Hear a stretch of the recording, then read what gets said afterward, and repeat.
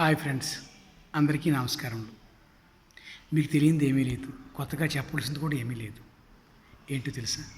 మనం భార్యాభర్తలం ఒక 365 రోజులు మన దగ్గర ప్రతి సంవత్సరం ఉంటున్నాయి. కానీ ఆ 365 రోజులు మనం ఎలాగా వాడుకోవాలనేది మనకు తెలియట్లేదు. అర్థమైంది. 365 రోజుల్లో కనీసం 300 రోజులు కానీ మనం పనికి వెళ్ళామనుకోండి, మగవాడు పనికి వెళ్తే రోజుకి ₹500 దొరుకుతుంది. ఎంత అవుతుందో ఒకసారి ఆలోచించండి. 1,50,000 పైగా అవుతుంది. అదే ఆడదాయి కూడాను అతనికి చేదోడు వాదోడుగా వెళ్ళి పొలంలో కానీ ఏదైనా చిన్న పని చేసుకున్నా సరే 300 రోజులు మనం ఇద్దరు కూలి మిగులుతుంది. అంటే మనం కనీసం ₹3,00,000 ఆదాయాన్ని సంపాదించగలం.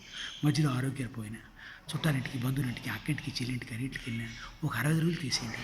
ఆ 300 రోజులు మీ సొంతం చేసుకోండి. కాబట్టి ఇప్పుడు కూడా ఆలోచించండి.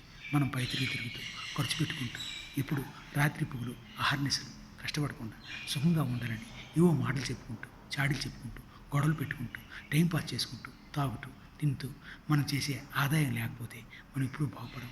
ఆదాయం కావాలంటే మనం కష్టపడాలి. కష్టపడితేనే మనకి భగవంతుడు ఏదో ఒక రూపంలో డబ్బు ఇస్తాడు. ఏం అక్కర్లేదు. ఒక ఆవుకి కొనుక్కొని మనం కొంచెం పచ్చగొడ్డి మేపుకొని చక్కగా చూస్తే చాలు. పచ్చగడ్డి వేసామంటే దానికి ఇంచుమించు ఒక ₹500 పాలు కూడా వస్తాయి. దాని తవుడులు మంచి చెడ్డ అన్నీ తీసిన తర్వాత కూడా మిగిలినటువంటి డబ్బుతో మన కుటుంబాన్ని పోషించుకోవచ్చు, సాధించుకోవచ్చు. అదేవిధంగా ప్రతి మనిషి ఆలోచించాలి. జీవితంలో ఎప్పుడు కూడా ఎన్నో కళలు అంటాం. ఆ కళలన్నీ సాకారం కావాలంటే మనం కష్టపడాలి. కష్టపడకుండా కూర్చొని వస్తే అది మిగలదు, రాదు, ఉండదు. కాబట్టి ఆలోచించండి. అలాగే స్త్రీలు కూడా ఇంటి దగ్గర ఏ పని పాటు లేకుండా చక్కగా కూర్చొని హాయిగా మాటలు కబుర్లు చెప్పుకుంటే ఇల్లు గడవదు. ఎందుకంటే ఒక భర్త ఇచ్చే ఆదాయం ఇంటికి సరిపోదు. ఆలోచించండి. అక్కలారా, చెల్లుళ్ళారా, తమ్ముళ్ళారా, అన్నదమ్ముళ్ళారా, మీ అందరూ కూడా కష్టపడితేనే ముందుకెళ్తాం.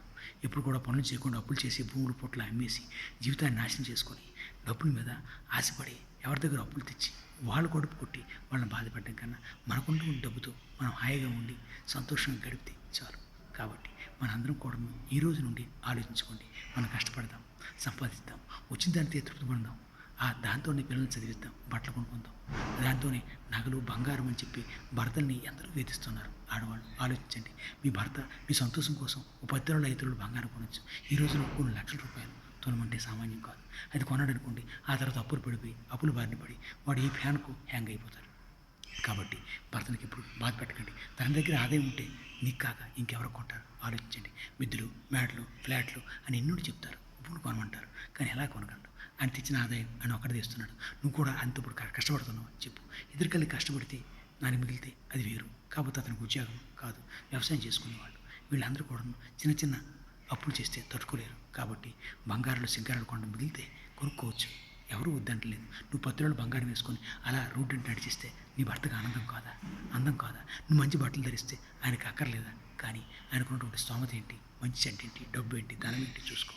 డబ్బు ధనం లేకుండా మనం అప్పులకు పోయి ఏదో సాగుకాడి దగ్గర డబ్బులు తెచ్చి మనం బంగారం కొనుక్కుంటే వాడికి వడ్డీ అలా పెరుగుతూ ఉంటే చివరికి భూములు ఆశలు అమ్మాలి. కాబట్టి తల్లులారా, నా మాట వినండి.